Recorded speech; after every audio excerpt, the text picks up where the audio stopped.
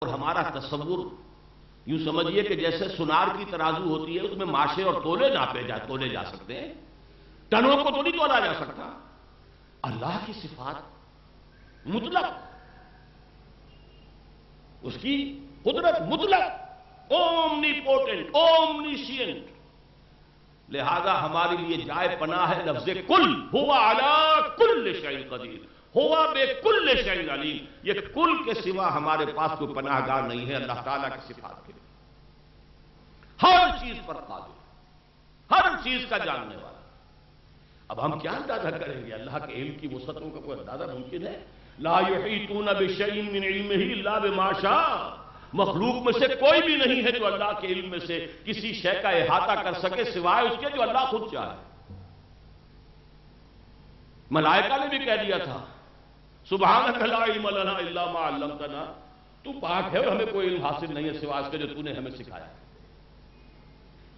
ہوا علی کل شیء قدیر۔ اب سنیے اگلی آیت، هو الذی خلقکم، اس نے تم سب کو پیدا کیا۔ لیکن عجیب صورت کیا ہے؟ فَمِنْكُمْ كَافِرٌ وَمِنْكُمْ مُؤْمِنٌ، تو کوئی تم میں سے کافر ہے، کوئی مومن ہے۔ مخلوق سب اسی کی ہیں، سب کو اس کو ماننا چاہیے، سب کو اس پر ایمان لانا چاہیے۔ سب اس سے یہ عہد کر کے آئے تھے الست بربکم قالوا بلی، لیکن یہاں آ کر بھٹک گئے۔ فَمِنْكُمْ مُؤْمِنٌ وَمِنْكُمْ كَافِرٌ، تم میں سے کوئی وہ ہے جو کافر ہے، نہیں مانتے۔ اور لفظ کفر کو اس کے اصلی مفہوم میں لیجئے تو کفر شکر کے مقابلے کا لفظ ہے۔ وَمَنْ يَشْكُرْ فَإِنَّمَا يَشْكُرُ لِنَفْسِهِ وَمَنْ كَفَرَ فَإِنَّ اللَّهَ غَنِيٌّ حَمِيدٌ۔ اسی سے کفران نعمت ہم بولتے ہیں، کفران نعمت، شکر کی بجائے کفر، تو اللہ کے ناشکر ہے۔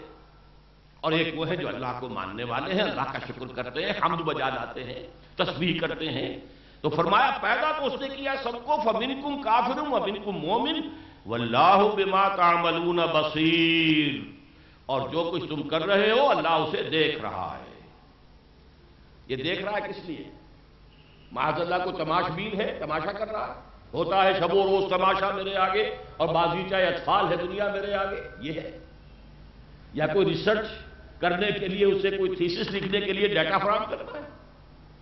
اس کے اندر ایک دھمکی ہے، وہ دیکھ رہا ہے، یعنی تمہارے ہر عمل کو جو اس کی جواب دہی ہوگی، اس کا جو محاسبہ ہوگا، جان لو فَمَنْ يَعْمَلْ مِثْقَالَ ذَرَّةٍ خَيْرًا يَرَهُ وَمَنْ يَعْمَلْ مِثْقَالَ ذَرَّةٍ شَرًّا يَرَهُ۔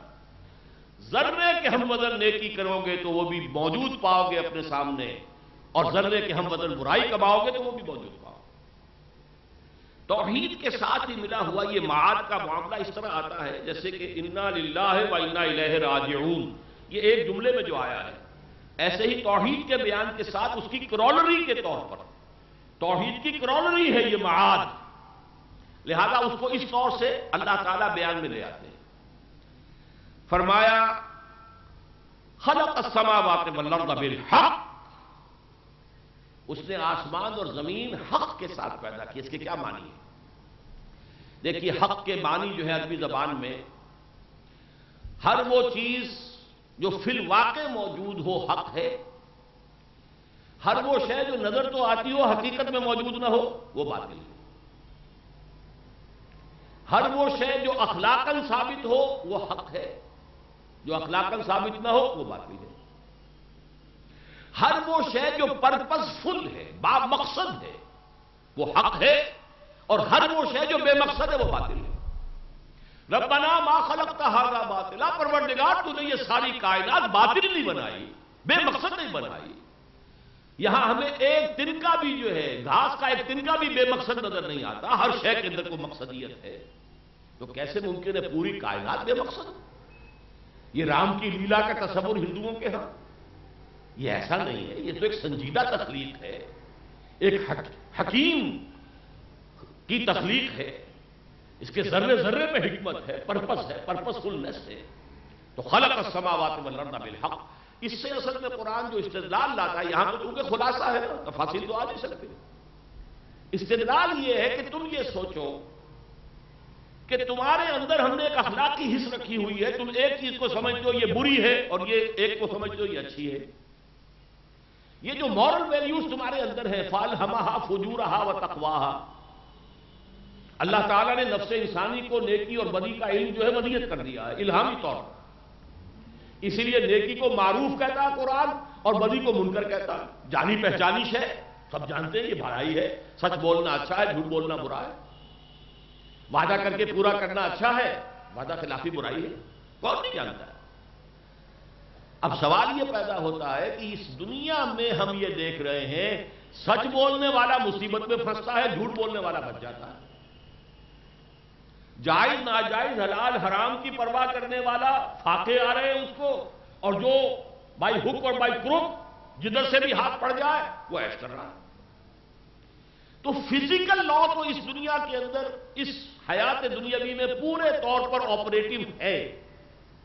آپ انگارہ ہاتھ میں پکڑیں گے ہاتھ جل جائے گا، زبان پر رکھیں گے زبان جل جائے گی، لیکن آپ جھوٹ بولیں گے زبان پر چھالا بھی نہیں پڑے گا.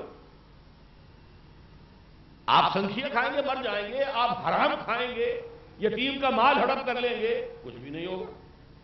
تو مورل جو لا ہے وہ آپریٹو نہیں ہے اس دنیا کے اندر. لہذا لازماً ایک دوسری زندگی ہونی چاہیے جس میں گندم از گندم برویت جو سے جو، کہ گندم سے گندم پیدا ہوتی نظر آئے اور جو سے جو.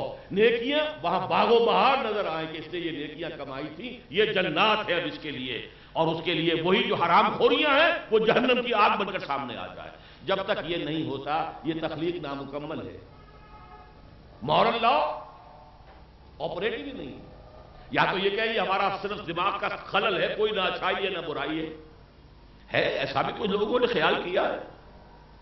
انگریزی کی کہاوت بھی تو ہے، nothing is good or bad, only thinking makes it so. نہیں، خیر اور شر مستقل یہ ویلیوز ہیں. یہ تو انتہائی ڈھٹائی سے انسان انکار کرے تو کرے، ہر انسان جانتا ہے. آپ یہ غلط کام کر رہے ہوتے ہیں تب بھی آپ کے اندر سے کوئی چیز آپ کو جو ہے وہ مائی کانشنس از بائٹنگ می، دی پرک آف دی کانشنس. آپ محسوس کرتے ہیں کہ اندر سے کوئی شے کہہ رہی ہے کہ تم غلط کام کر رہے ہو. یہ ہے، لیکن اس کے حوالے سے ہم دیکھتے ہیں کہ دنیا نامکمل ہے، ناقص ہے. آخرت ہونی چاہیے. تو خلق السماوات والارض بالحق، آسمان اور زمین اس نے پرپس فل بنائے ہیں، حق کے ساتھ بنائے ہیں. وَصَوَّرَكُمْ فَأَحْسَنَ صُوَرَكُمْ، اور تمہاری نقشہ کشی کی ہے اور کتنی اچھی کی ہے. یہ تمہارا چہرہ، یہ دو آنکھیں، یہ تمہاری ناک، یہ تمہارے کان، یہ تمہارے اعضاء، یہ جوارح، یہ تمہارے حواس ظاہری، حواس باطنی، جو کچھ تمہیں دیا ہے تمہارا نقشہ. اب دیکھیے صبر آیا، تمہارا نقشہ کھینچا ہے، تصویر کھینچی ہے تمہاری. اور یہی لفظ آیا سورہ حشر میں، المصور. هو اللہ الخالق البارئ المصور. المصور وہی تو ہے، یہ پوری کائنات یہ اسی کا تو منہ قلم ہے جس نے اس کی سارا نقشہ کشی کی ہے. صورکم فاحسن صورکم وإلیہ المصیر، اسی کی طرف لوٹ کر بھی جانا ہے. اگر لوٹ کر جانے کا معاملہ نہ ہو تو یہ دنیا اور یہ حیات دنیا بھی نامکمل ہے، ناقص. پھر یہ خیر اور شر کی بجائے بابر بیش کوش کے عالم دوبارہ نہیں. پھر تو ظالم کو ظلم کرنا چاہیے، اور جتنا کر سکتا ہو کرے، عیش کرے، خون چوسے لوگوں کے، خون پیے لوگوں کے. لیکن اگر اخلاق کی کوئی ویلیوز ہیں تو پھر بعد الموت، حشر و نشر، جزا و سزا، جنت اور دوزخ ہونی چاہیے. اب آ رہی ہے چوتھی آیت. میں نے کہا تھا 7 آیتوں میں ایمانیات ثلاثہ کا بیان ہے، ان میں سے 4 آیتیں ہیں جو توحید پر ہیں، ذات و صفات باری تعالیٰ پر. اس لیے کہ اصل تو ایمان نام ہی ایمان باللہ کا ہے. لیکن یہ آیت اس اعتبار سے قرآن مجید میں بڑی یونیک ہے، اللہ کی صفت علم پر 3 اعتبارات سے ایک ہی آیت میں. باقی جگہوں پر آپ کو یہ منتشر بہت سی آیتوں میں ملے گی، یہاں ایک آیت میں. یعلم ما فی السماوات والارض، وہ جانتا ہے جو کچھ آسمانوں اور زمین میں ہے. کوئی شے باہر رہ گئی نہیں. سماوات والارض قرآن مجید کے نزدیک کل کون و مکان، کل. یعلم ما فی السماوات والارض، وہ جانتا ہے جو کچھ کے آسمانوں اور زمین میں ہے. اب دیکھیے سیکنڈ ڈائمنشن، وَيَعْلَمُ مَا تُسِرُّونَ وَمَا تُعْلِنُونَ، اور وہ جانتا ہے اس کو بھی جو تم چھپاتے ہو اور اس کو بھی جو تم ظاہر کرتے ہو. Second dimension. وَاللَّهُ عَلِيمٌ بِذَاتِ الصُّدُورِ، وہ تو جو کچھ تمہارے سینوں کے اندر پوشیدہ ہے اس کو بھی جانتا ہے. کیا یہ وہی بات ہے جو ریپیٹ ہو رہی ہے، یعلم ما تسرون وما تعلنون؟ ایک عرصے تک میں اس فکر میں رہا کہ اگر تو وہی مفہوم ہے پھر ریپیٹیشن ہے، ریپیٹیشن جو ہے وہ کلام کا حسن نہیں ہے، کلام کا عیب ہے۔ پھر ذہن منتقل ہوا یہ تھرڈ ڈائمینشن ہے، ہمارے سب کانشس مائنڈ میں جو کچھ خدبد ہو رہی ہوتی ہے جس کا ہمیں خود اندازہ نہیں ہوتا۔ ایک تو وہ ہے جو میں جان بوجھ کر کچھ ہے چھپا رہا ہوں، وہ میرے علم میں تو ہے نا، میں نے اس کو سپریس کیا ہے، چھپایا ہے، تو میں جانتا تو ہوں نا، لیکن میرے اس سب کانشس مائنڈ میں تحت الشعور کے اندر جو بھی طوفان اٹھتے ہیں وہ ان کا خود مجھے شعور نہیں ہوتا، اللہ ان سے بھی واقف ہے جس کو تم خود نہیں جانتے۔ یعلم ما فی السماوات والارض ویعلم ما تسرون وما تعلنون واللہ علیم بذات الصدور۔ 4 آیتیں ایمان باللہ، توحید، ذات و صفات باری تعالیٰ پر۔ اب 2 آیتیں آ رہی ہیں رسالت پر۔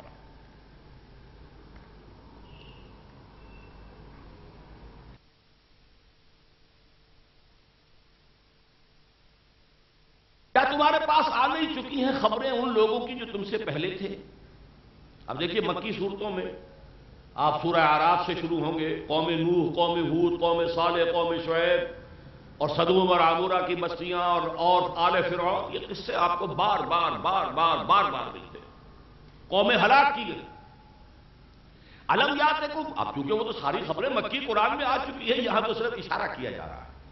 الم یاتکم نبأ الذین کفروا من قبل فذاقوا وبال امرہم، تو دیکھو انہوں نے اپنے کیے کا مزہ چکھ لیا، نسیم منسیہ کر دی گئی، کالم یغنوا فیہا، ایسے ہو گئے جیسے تھے ہی نہیں، کبھی یہاں بستا ہی کوئی نہیں تھا۔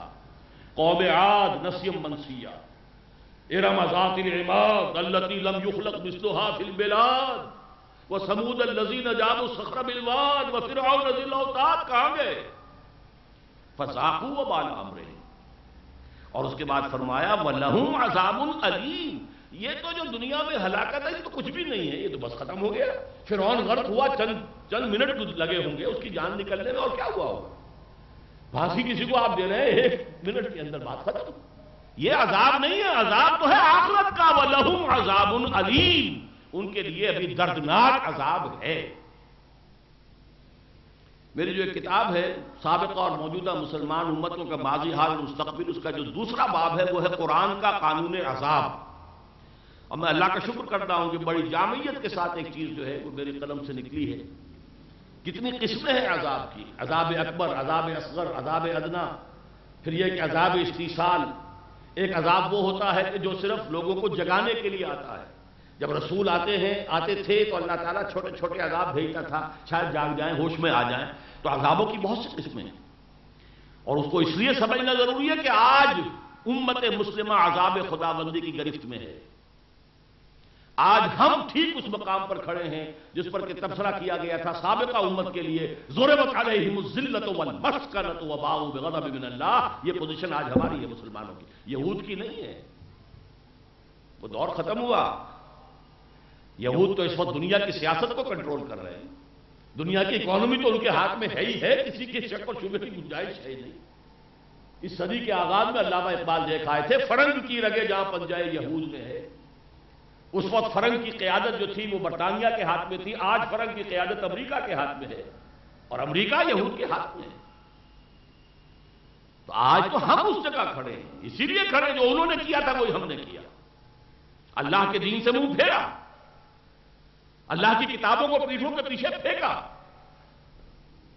نبذ فریق من الذین اوتوا الکتاب کتاب اللہ وراء ظہورہم، انہوں نے اللہ کی کتابوں کو اپنی پیٹھوں کے پیچھے پھینک دیا، لہذا وہی ہماری سزا ہے۔ بہرحال وہ میں نے صرف اشارہ کر دیا اس کتاب میں، اس کو پڑھیے، وہ باب جو ہے وَلَهُمْ عَذَابٌ أَلِيمٌ سے مراد ہے آخرت کا عذاب۔ اب اگلی آیت میں جو آ رہی ہے بات بڑی اہم ہے، ذَلِكَ بِأَنَّهُ كَانَتْ تَأْتِيهِمْ رُسُلُهُم بِالْبَيِّنَاتِ، ان قوموں کا یہ حشر اس لیے ہوا کہ ان کے پاس ان کے رسول آتے رہے واضح تعلیمات اور واضح نشانیاں معجزے لے کر۔ بینات دونوں پر آئے گا۔ بین کہتے ہیں کوئی شے جو از خود ظاہر ہو، ایک وہ شے ہے کہ جس کو ثابت کرنے کی ضرورت پیش آئے، کوئی دلیل درکار ہو اس کے لیے، وہ مخفی حقیقت ہے، دلیل سے سمجھ میں آئے گی۔ ایک وہ شے جو خود ظاہر ہے، آفتاب آمد دلیل آفتاب اس کو کہیں گے. اس لیے ہم کہتے ہیں بڑی بین سی بات ہے بھیا، تمہیں کیوں سمجھ میں نہیں آ رہی ہے؟ ذرا سوچو تو صحیح، بین سی بات. تو بین وہ شے جو آج خود روشن. چنانچہ ایک تو بینہ کہا جاتا تھا، بینات ان معجزوں کو جو اللہ نے اپنے رسولوں کو دیے، جس سے کہ یہ بات واضح ہو جاتی تھی کہ یہ عام انسان نہیں ہے، اس کا اللہ کے ساتھ تو خاص تعلق ہے. اور پھر بینات وہ تعلیمات بھی ہیں، فطرت انسانی کے نزدیک جانی پہچانی چیزیں. توحید میری روح کے اندر ہے، اس کی گہرائیوں میں ہے. از کجا می آج ان آواز دوست، قرآن پڑھتے ہوئے میرا دل محسوس کرتا ہے یہ کہاں سے میرے دوست کی آواز آ رہی ہے. اس حوالے سے بینات ہم نے ذالک بانہ کانت تاتیہم رسلہم بالبینات فقالوا ابشر یہدوننا، تو انہوں نے کہا کہ کیا انسان ہمیں ہدایت دیں گے؟ یہ نور تو ہمارے طرح کا انسان ہے، 2 ہاتھ 2 پاؤں 2 آنکھیں 2 کان 1 ناک، یہ ہمیں ہدایت دے گا؟ ہدایت دینے کے لیے اللہ نے بھیجا، فرشتہ بھیجا ہوتا کوئی، وہ پروں سے اٹھتا ہوا آسمان سے اترتا ہوا ہمیں نظر آتا، ہم بھی مانتے واقعی. تمام رسولوں کے ساتھ یہ کہا گیا ما لہذا رسول یاکل الطعام ویمشی فی الاسواق. یہ سورہ فرقان میں کہا گیا حضور کے بارے میں کہ نہیں یہ کیسا رسول ہے، یہ تو بازاروں میں چلتا پھرتا ہے، سامان خریدتا ہے، کوئی ضروریات پوری کرتا ہے، کھانا بھی کھاتا ہے اور رسول ہونے کا دعویٰ کر رہا ہے. گویا کہ رسولوں کی بشریت ان کی رسالت کے ماننے کے راستے کی رکاوٹ بن گئی. اب بشر یہدوننا، کیا یہ انسان ہمیں ہدایت دیں گے؟ فَكَفَرُوا وَتَوَلَّوْا وَاسْتَغْنَى اللَّهُ، تو انہوں نے کفر کیا، انکار کیا، پیٹھ موڑ لی. تو اللہ نے بھی پھر بے نیازی اختیار کر، جاؤ دفع ہو. اور اللہ تعالیٰ تو ظاہر بات ہے واللہ غنی حمید، اسے کوئی احتیاج ہے نہیں. پوری نوع انسانی جو ہے وہ اگر اللہ کا انکار کر دے تو کر دے، اللہ کی سلطنت میں تو کوئی کمی نہیں آئے گی، اس کے خزانوں میں کوئی ایک تنکے کی کمی نہیں آئے گی. اب یہاں ذرا نوٹ کیجئے، ایک کانورس اس کا میں آپ کے سامنے رکھ رہا ہوں. ایک تھیورمز ہوتی تھی نا جیومیٹری میں، پھر اس کی کانورس بھی ہوتی تھی. یہ جو گمراہی ہے کہ یہ تو انسان ہے، بشر ہے، رسول کیسے ہو سکتا ہے، یہی گمراہی بعد میں پلٹ کر یوں آئی یہ رسول تھا، بشر کیسے ہو سکتا ہے. بات تو وہی ہے، استبعاد ہے رسالت، نبوت اور بشریت میں. لہذا کسی نے تو اللہ کا بیٹا بنا دیا، اوتار بنا دیا، کچھ اور بنا دیا. یہ غلو جو ہوتا رہا رسولوں کے بعد میں کہ جنہوں نے رسول مان لیا انہوں نے بشریت کا انکار کیا. یہی وجہ ہے کہ قرآن مجید نے کس قدر زور شور سے کہا ہے اور کتنا نمایاں کیا ہے، قُلْ إِنَّمَا أَنَا بَشَرٌ مِثْلُكُمْ يُوحَىٰ إِلَيَّ أَنَّمَا إِلَٰهُكُمْ إِلَٰهٌ وَاحِدٌ. اتنا ایمفیسس ہے قرآن میں حضور کی بشریت پر. اسی وجہ سے واقعہ یہ ہے، غور کیجئے، یہ حقیقت اقسام شرک پر جو میرے کیسٹ تھے 6 ان میں میں نے تفصیل سے گفتگو کی ہے کہ یہ معجزہ ہے. اس امت کو جس قدر محبت حضور کی ذات سے ہے اس کا میں کہتا ہوں 100واں حصہ بھی عیسائیوں کے اندر حضرت عیسیٰ کے لیے نہیں. انہوں نے خدا کا بیٹا بنا دیا. تو یہ امت اگر اسی راستے پر چلتی تو خدا کا بیٹا نہیں خدا کا باپ بنا دیتی، معاذ اللہ ثم معاذ اللہ. لیکن نہیں، یہ کسی نے یہاں جسارت نہیں کی. ہمارے ہاں کوئی فرقہ، کوئی جماعت، کوئی گروہ نہیں ہے کہ جس نے حضور کی بشریت کا انکار کیا. ہاں یہ ظلم ہوا تو کس پر؟ علی پر رضی اللہ عنہ. انہیں خدا بنایا کہ نہیں بنایا گیا؟ مشغول حق ہوں بندگی بوتراب میں غالب صاحب کہہ رہے ہیں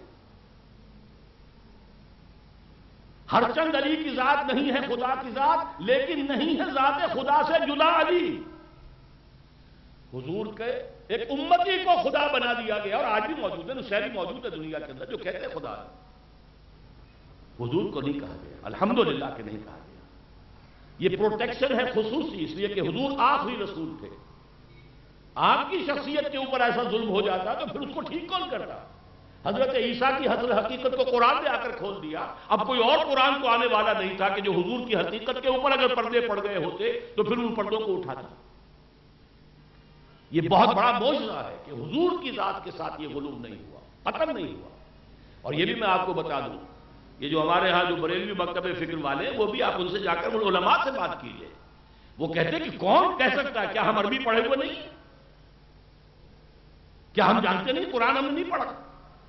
ہم صرف یہ کہتے ہیں کہ آپ کے والد کا نام عبد الرحمان ہے، آپ عبد الرحمان نہیں کہتے، ابا جان کہتے ہیں، بس نام سے پکارنا بشر کہنا ذرا توہین والی بات ہے، ورنہ ہم بھی جانتے ہیں حضور بشر تھے۔ کیا ہمیں عربی نہیں آتی؟ کیا ہم نے قرآن نہیں پڑھا؟ یہ ایک بہت بڑے، اب میرے ذہن سے نام اتر رہا ہے، وہ عالم مہار شریف سیالکوٹ کے بہت بڑے عالم دین بھی تھے اور وہ احرار کے بہت بڑے لیڈر بھی تھے، بریلوی مکتب فکر کے آدمی تھے، ان کی تقریر میں نے خود سنی کہ کون احمق ہے جو یہ کہہ سکتا ہے کہ ہم حضور کو بشر نہیں مانتے، صرف یہ کہ ہم یہ کہتے ہیں کہ حضور کی بشریت کو نمایاں کرنا، اس پہ زیادہ بیان کرنا، یہ سوء ادب ہے۔ آپ والد کا نام لے لیتے، ابا جان کہتے ہیں، بس یہ بات۔ بہرحال یہ گمراہی اس وقت رکاوٹ بنی ان کے رسول ماننے میں، اور رسول ماننے والوں میں یہ پلٹ کر یہ بیماری آئی جبکہ انہوں نے بشریت سے انکار کیا۔ اب ایک آیت میں آخرت کا ذکر ہے، لیکن ذرا دیکھیے اس کو کس شان کے ساتھ ہے۔ زعم الذین کفروا ان لن یبعثوا۔ اب یہ زوم کا لفظ ہماری اپنی زبان میں بھی آتا ہے، خیال خام، بے بنیاد، بڑا زوم ہے اس کو، یعنی حقیقت اس کی کچھ نہیں ہے، سمجھتا اپنے آپ کو بہت کچھ ہے، زوم میں۔ زعم خیال خام، بے بنیاد خیال۔ زعم الذین کفروا ان لن یبعثوا، ان کفار کو یہ خیال لاحق ہو گیا ہے، خیال خام، خیال باطل، کہ وہ دوبارہ اٹھائے نہیں جائیں گے، ان لن یبعثوا، بعث بعد الموت نہیں ہے۔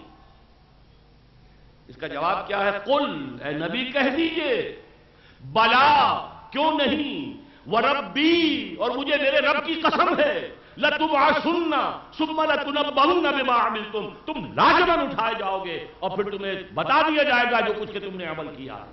وَذَلِكَ عَلَى اللَّهِ يَسِيرٌ، اور یہ اللہ پر بہت آسان ہے۔ یہ قل بلا وربی لَتُبْعَثُنَّ، کہہ دیجئے کیوں نہیں، اور مجھے میرے رب کی قسم ہے تم لازمن اٹھائے جاؤ گے۔ البتہ یہاں ایک اعتراض بظاہر وارد ہوتا ہے، اس میں دلیل کون سی ہے؟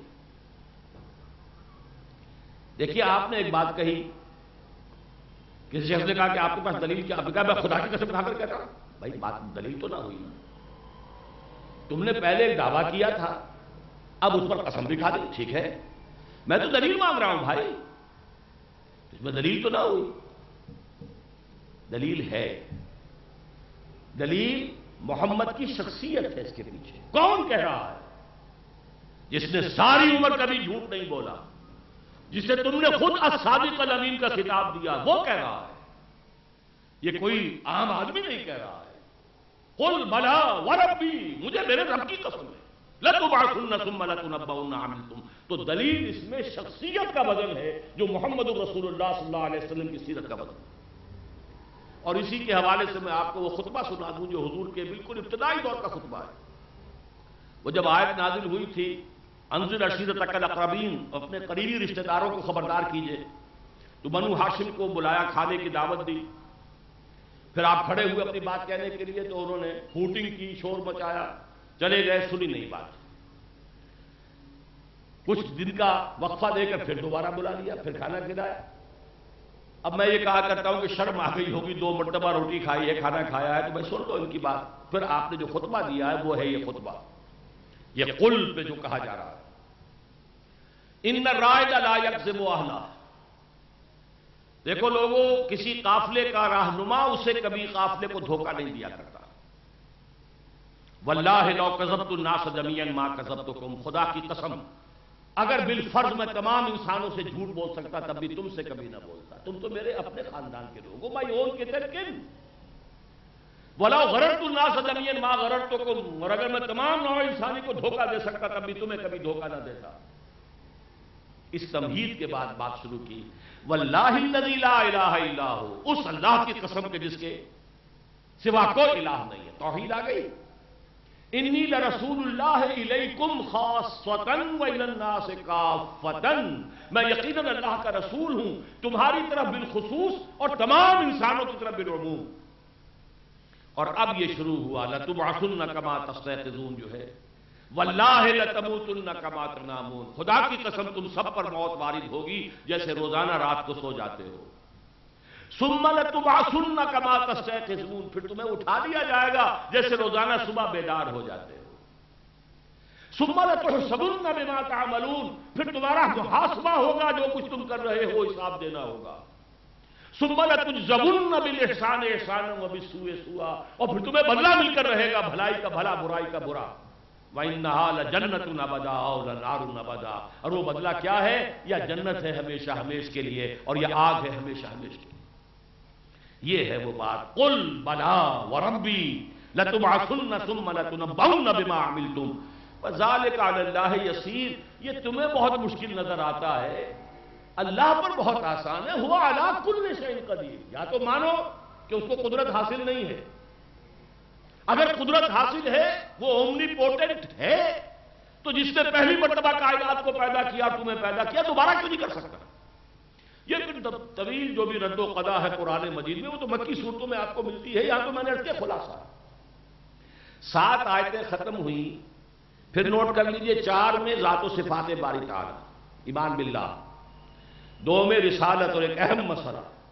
रिसालत के बाब में सबसे बड़ी रुकावट क्या रही? रसूलों की बशरियत, उनके कबूल करने में सबसे बड़ी रुकावट, और यही गुमराही फिर उनके मानने वालों को हुई एक दूसरी शक्ल में, और आखिरत का इनकार।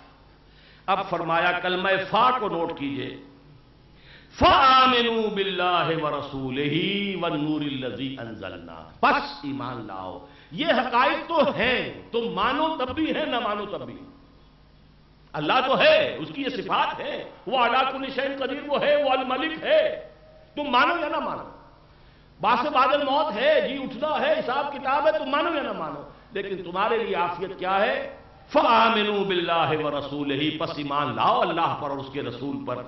वन नूरिल लज़ी अंज़लना, उस नूर पर जो हमने नाज़िल फरमाया, उसी नूर का एक सफा ये भी है, कुरान मजीद ये नूर है, रोशनी। वल्लाहु बिमा तामलूना खबीर, और जो कुछ तुम कर रहे हो अल्लाह उससे बाखबर है। अब देखिए, एक आयत में ईमान बिल्लाह भी आ गया, ईमान बिरिसालत भी आ गया। ये अब रेशो प्रोपोर्शन बरक्स हो रही है। पहले 4 आयतों में था ईमान बिल्लाह, 2 में रिसालत, 6 हुई, और एक आयत में था ईमान बिल आखिरा। ज़अमल लज़ीना कफ़रू अल्लन युबअसू कुल बला व रब्बी लतुबअसुन्न सुम्मा लतुनब्बउन्न बिमा अमिलतुम व ज़ालिका अलल्लाहि यसीर। अब ये कॉन्वर्स हो गया मामला। एक आयत में ईमान बिल्लाह, फ़आमिनू बिल्लाहि व रसूलिही वन नूरिल लज़ी अंज़लना, ईमान बिल्लाह भी, ईमान बिल रिसालत भी। अब ईमान बिल आखिरत पर 2 आयतें, यौम यजमउकुम लियौमिल जमइ ज़ालिका यौमुत तगाबुन, वो दिन जिस दिन के वो तुम्हें जमा करेगा, जमा करने के दिन, वो दिन होगा हार और जीत के फैसले का दिन। बड़ी प्यारी बात है। और इंसानी सतह पर आकर, ज़हनी सतह जो हमारी है, हार जीत, नफा नुकसान। एक तसव्वुर यह है कि यहां आपको बहुत कोई लॉटरी खुल गई, बड़ा आपको नफा हो गया, कहीं को नुकसान हो गया। फरमाया नहीं, यहां का नफा नफा नहीं, यहां का नुकसान नुकसान नहीं, खेल है। यहां कोई बादशाह है तो वो बादशाह नहीं हो, कोई फकीर है तो फकीर नहीं। जैसे किसी खेल के अंदर, ड्रामे में, किसी पिक्चर में वो बादशाह का रोल है किसी का, और किसी का फकीर का है, वो 3 घंटे के बाद न बादशाह बादशाह है, न फकीर फकीर। ज़ालिका यौमुत तगाबुन, हार और जीत के फैसले का दिन क़यामत का दिन है। जो उस दिन जीता वो जीता, जो हारा वो हारा।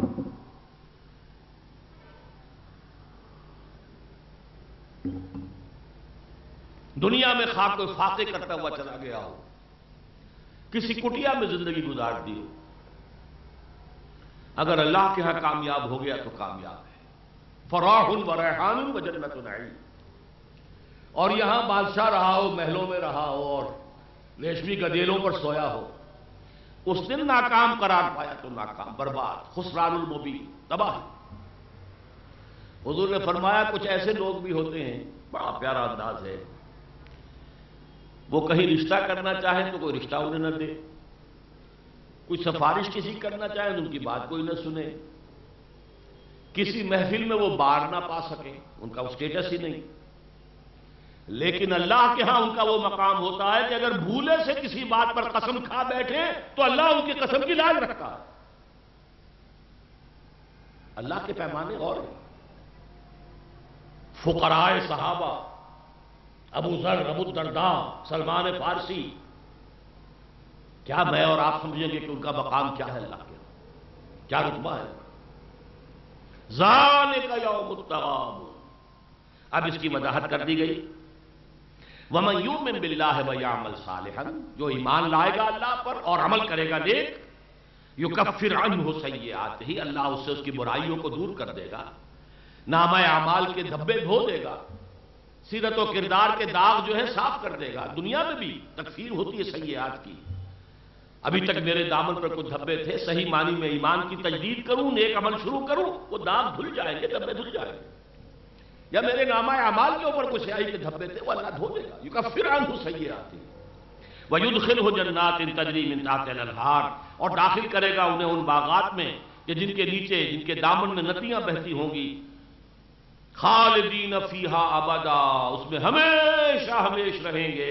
ذالک الفوز العظیم، یہی ہے بہت بڑی کامیابی. والذین کفروا وکذبوا بآیاتنا، اور وہ لوگ جنہوں نے ناشکری کی روش اختیار کی اور ہماری آیات کو جھٹلایا.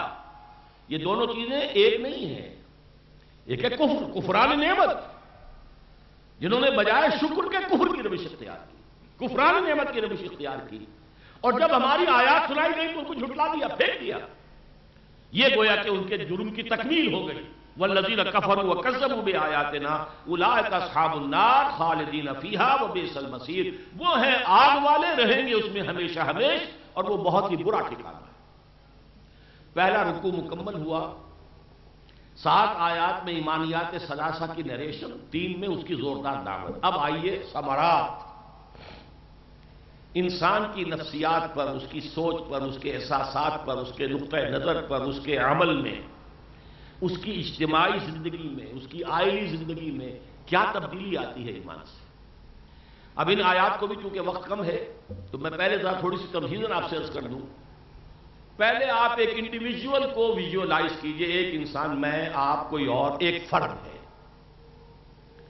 یہ جو فرد ہے، اس فرد کے 2 ایسپیکٹس ہیں. کچھ حالات اس پر وارد ہوتے ہیں. زلزلہ آ گیا، کوئی تکلیف آ گئی، مکان گر گیا، کچھ اور ہو گیا، سیلاب آ گیا، بخار آ گیا، بیماری آ گئی، ایکسیڈنٹ کے اندر کوئی ہاتھ ٹوٹ گیا، یہ تکلیفیں آ رہی وارد ہو رہی. یا کوئی خیر، ایک دم کوئی بھلائی مل گئی، خیر مل گیا، کوئی کامیابی حاصل ہو گئی. یہ خیر اور شر ہے جو مجھ پر وارد ہو رہا ہے. ایک وہ اعمال ہیں جو مجھ سے صادر ہوتے ہیں. میرے اعضاء و جوارح، میرے ہاتھ، میرے پاؤں، ان سے اعمال ہے کہ جو صادر ہو رہے ہیں. ایک ورود ہے، ورود کیفیات، اور ایک ہے صدور اعمال. اب جو کچھ انسان پر وارد ہوتا ہے، ظاہر بات ہے اگر وہ کوئی دل خوش کن بات ہے تب تو انسان خوش ہے، بڑا فرحاً فخور. لیکن اگر کوئی تکلیف آ گئی، کوئی مصیبت آ گئی، تو پھر انسان جو ہے ایک دم پھٹک کر کھڑا ہو جاتا ہے. یہاں سب سے پہلا جو ثمرہ ایمان کا ہے وہ یہ ہے کہ جان لو اس کائنات میں کوئی شے نہیں ہو سکتی جب تک کہ اذن رب نہ ہو. تم پر کوئی مصیبت آئی ہے، بغیر اذن رب نہیں آئی ہے. پتا تک نہیں ہل سکتا بغیر اذن رب. اگر مجھ پر کوئی تکلیف آئی ہے، آپ پر کوئی تکلیف آئی ہے، بغیر اذن رب تو نہیں آئی. دیکھیے اس کا اور تجزیہ کر لیجئے. ایک شخص آپ کو پتھر مار رہا ہے، اس نے پتھر مارا ہے آپ کو، لیکن آپ کو لگے نہ لگے یہ اللہ کے اختیار میں. ہو سکتا ہے وہ اس کا نشانہ خطا ہو جائے. اگر وہ آپ کو لگ گیا آ کر، اس کا مطلب ہے کہ 2 اس کے اندر کمپوننٹس ہیں. اس نے پتھر مارا اور اللہ نے اذن دیا کہ ہاں لگے. اب بندہ مومن کا کام یہ ہے کہ جو